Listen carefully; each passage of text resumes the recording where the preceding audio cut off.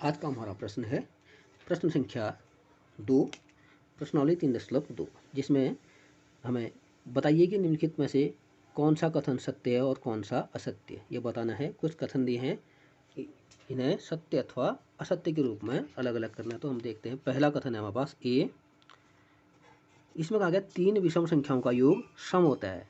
तो 3 विषम संख्याएं हम ले लेते हैं। माना पहली है 1, दूसरी 3, तीसरी 5। अब तीनों का योग कर देते हैं। तब इसको जब हम जोड़ देते हैं 5 3 8 और 1 9, तो ये आ जा रहा है विषम। फिर से एक और ले लेते हैं 9, 11 और 13। तो 11 में 9 जोड़ेंगे 20, 20 में 13 जोड़ा 33, यह भी विषम है।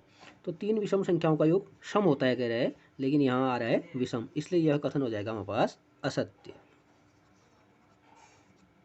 असत्य। अगला, दो विषम संख्याओं, अब बी भाग है हमारे पास ये। तो 2 विषम संख्या ले लेते हैं। पहली 1, दूसरी 3, और एक सम संख्या ले लेते हैं 2 का योग, इनका योग कर देते हैं। तो जो योग आ रहा है हमारे पास 3 2 5 और 1 6, सम आ जा रहा है। तो 2 विषम संख्याओं और एक सम संख्या का योग सम होता है, यहाँ भी आ रहा है सम। इसका मतलब यह कथन है सत्य। अगला कथन है हमारे पास सी, 3 विषम संख्याओं का गुणनफल विषम होता है। तो 3 विषम संख्या ले लेते हैं हम फिर से, वही 1, 3 और 5, इनका गुणनफल कर देते हैं। गुणा कर दिया हमने, तो 5 3 15 एकम 15। तो ये जो 15 है यह 15 विषम है, ऑड है, तो विषम होता है कह रहा है। इसका मतलब यह कथन सत्य है। अगला हो जाएगा हमारे पास, यदि किसी सम संख्या को 2 से भाग दिया जाता है तो भागफल सदैव विषम आता है। तो हम सम संख्याएं जानते हैं 0, 2, 4, 6, 8, 10, ये सम संख्याएं हमारे पास। अगर इनको 2 से भाग दिया जाता है, तो अगर हम भाग देंगे तो यहाँ पर तो 0 आएगा, 2 शून्यम 0, यहाँ पर 2 एकम 2, 1 आ जाएगा, यहाँ पर 2 दूना 4, 2 से भाग दे रहे हैं इनमें, यहाँ पर 3, यहाँ पर आ जाएगा 2 चक्को 8, 4 आ गया, यहाँ पर 5, 2 पंचे 10। तो यहाँ पर हम देख रहे हैं जब 2 से भाग दे रहे हैं तो यह विषम आ रहा है, यह सम आ रहा है, फिर विषम, फिर सम, फिर विषम। लेकिन प्रश्न कहता है कि 2 से भाग देने पर भागफल सदैव विषम आता है, तो यह हो जाएगा असत्य, क्योंकि सम भी आ जा रहा है और विषम भी आ जा रहा है। अगला है हमारे पास, अब सभी अभाज्य संख्याएं विषम है।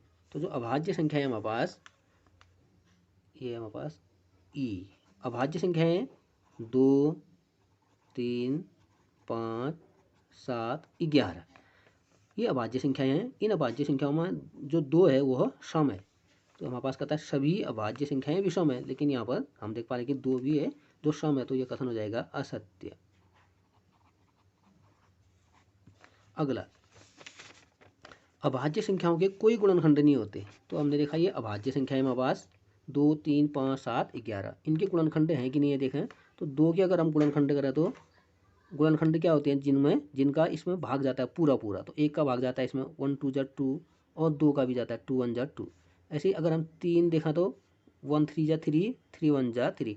तो अभाज्य संख्याओं के 2 गुणनखंड होते हैं, लेकिन ये कहती है कि अभाज्य संख्याओं के कोई गुणनखंड नहीं होते हैं। इसका मतलब यह कथन हो जाएगा असत्य, क्योंकि अभाज्य संख्याओं के 2 गुणनखंड होते हैं। अगला है हमारे पास, अब 2 अभाज्य संख्याओं का योग सदैव सम होता है। फिर से हम अभाज्य संख्याएं ले लेते हैं। अभाज्य संख्याएं क्या क्या हमारे पास, 2, 3, 5, 7, 11, ये अभाज्य संख्याएं हैं। इसमें कहा कि 2 अभाज्य संख्याओं का योग सम होता है। तो अगर हम इन दोनों को जोड़ें तो 3 और 2 5 आ जाएगा। इसको जोड़ें तो 7 और 5 12 आ जा रहा है। 5 और 3 को जोड़ें तब 8 आ जा रहा है। इसका मतलब ये विषम आ जा रहा है, ये सम आ रहा है, फिर सम आ रहा है। तो 2 अभाज्य संख्याओं का योग सदैव सम होता है, लेकिन हम देख पा रहे हैं सम भी, विषम भी आ रहा है, सम भी आ रहा है। इसका मतलब यह कथन है असत्य। अगला भाग है, केवल 2 ही एक सम अभाज्य संख्या है। तो अभाज्य संख्याएं भी हमने 2, 3, 5, 7, 11, तो ये अभाज्य संख्याएं। इसमें हम देख पा रहे हैं 2 जो है सम संख्या है, केवल एक ही है। तो केवल 2 ही एक सम अभाज्य संख्या है, तो यह कथन हो जाएगा सत्य। अगला, सभी सम संख्याएं भाज्य संख्याएं हैं। तो सभी सम संख्याएं भाज्य संख्याएं हैं, तो जे आई। तो हमारे पास जो सम संख्याएं वो हैं 0, 2, 4, 6, 8। हालांकि हम शून्य को नहीं लेते हैं, 2 से स्टार्ट करते हैं। तो सभी सम संख्याएं भाज्य संख्याएं हैं।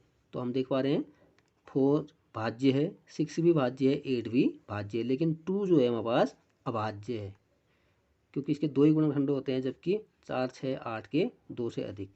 तो यह कथन हो जाएगा असत्य।